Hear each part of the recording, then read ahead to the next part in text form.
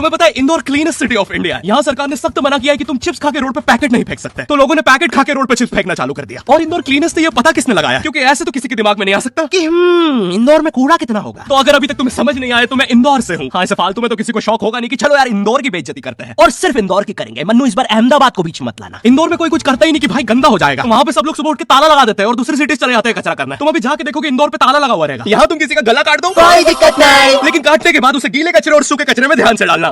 400 लोगों को टपका दिया, 300 बच्चों को उठवाया, 5 बवासीर वाले अंकलों को पिटवाया। आज तक मुझे कोई पकड़ नहीं पाया, तुमने कैसे पकड़ा?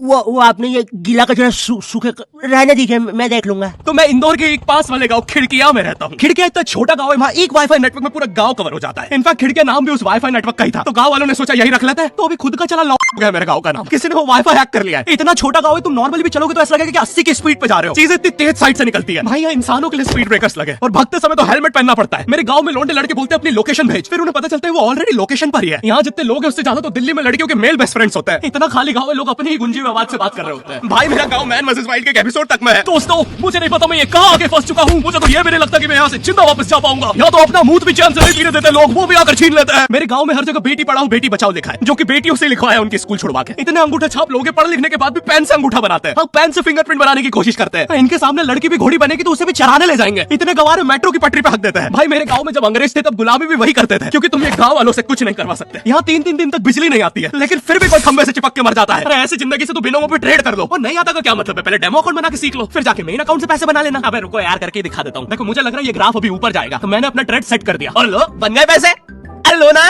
अरे ले।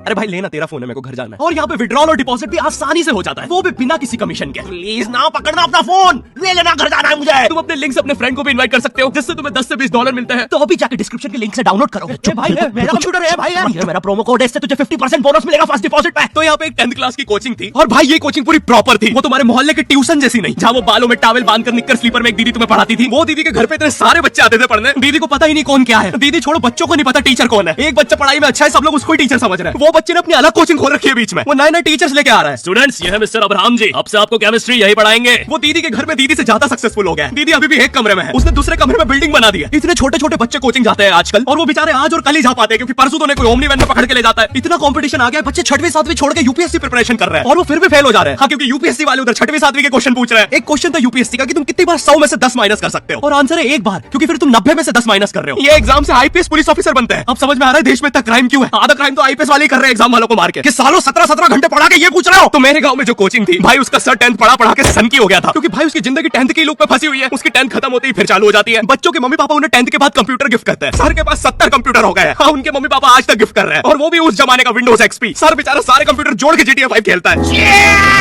सर इतना 10th क्लास में है, वो कोचिंग के बाद अपनी कोचिंग की लड़कियों के सामने बाइक से स्टंट मार रहा होता है। देख कोमल, राज ने तो सबको पीठ पे कुत्ते मारे हैं, तू कोई नई नहीं है।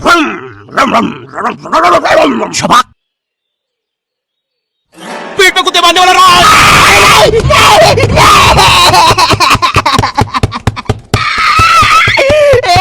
मेरी कोचिंग के बाहर हर साल एक बड़ा सा बैनर लगता था, उस पे जिस बच्चे के 90% बनते हैं उसकी बड़ी सी फोटो लगती है, और जिसके 60% बने हैं वो बड़ी सी फोटो लगा रहा होता था। वो 60% वाले बच्चे की इतनी सी फोटो आती है कोने में, वो भी खिल्ली से कूटी हुई। हाँ, बैनर के बाकी कोनों को ग्लू से चिपकाया है, बस इसकी फोटो पे खूंटा ठोक रखा है। और हर कोचिंग में ना एक पैटर्न जरूर होता है कि आगे वाले बच्चे का तो कंफर्म है, वो तो टॉप करेगा ही करेगा। उसकी तो हाथों की रकीलों तक में 96% बना है। मुझे दिखाया उसने, मैं डर गया, बाद में ट्यूमर निकला। वो भाई तू इलाज करवा ले यार अपना। चलता है तू मुझसे।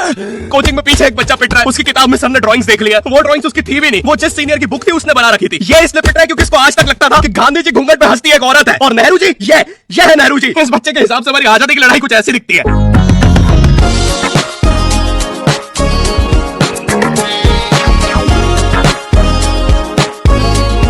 फिर आते हैं हमारे बोर्ड एग्जाम्स। बोर्ड एग्जाम्स मिलते हैं हमें डिफरेंट सेंटर। प्राइवेट स्कूल के बच्चे जाते हैं गवर्नमेंट स्कूल में, और गवर्नमेंट स्कूल के बच्चे जाते हैं प्राइवेट स्कूल में।